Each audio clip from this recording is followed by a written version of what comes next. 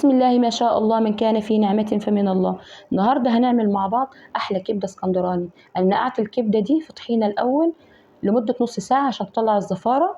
هنحتاج معانا قرنين من الفلفل الرومي، معلقتين توم، ملح، بابريكا، فلفل، كمون وده اختياري، مع 2 ليمونة، مع معلقتين خل.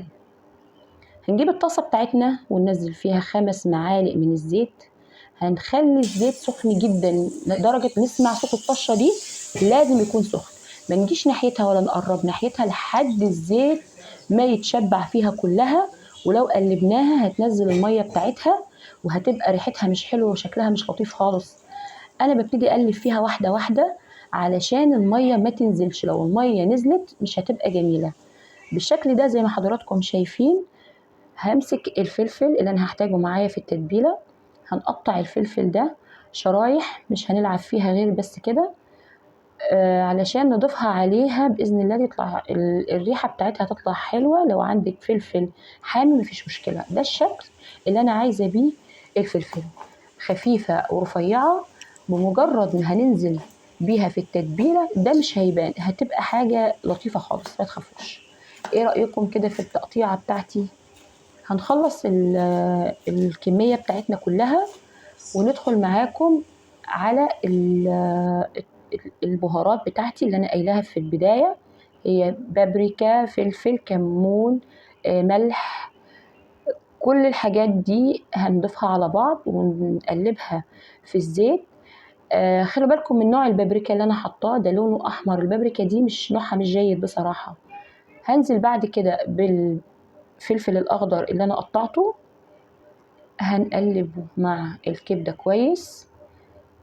مش هنطول في التسوية بتاعة الفلفل، وننزل بالمعلقتين التوم المفرومين ومعاهم الخل، معلقتين من الخل. هنقلبهم مع بعض. الخل ده ممتاز جدا لإزالة رائحة الزفارة اللي بتبقى في الكبدة. هنقلب التوم والفلفل والكبدة مع بعض. زي ما حضراتكم شايفين مفيش ميه نهائي نزلت منها، لان انا سديت مسامها لما نزلت بيها على الزيت السخن. مفيش، ادي بقلب. انا عايزه انبه حضراتكم بس لاهميه الكبده. الكبده مفيده جدا للاطفال، انيميا. زي ما حضراتكم شايفين الفلفل مش عايزاه يستوي جدا، يا دوب بمجرد ما تاخد 10 دقايق بالظبط على النار، ما نطولش. هنحط على طول الليمونتين المعصورين.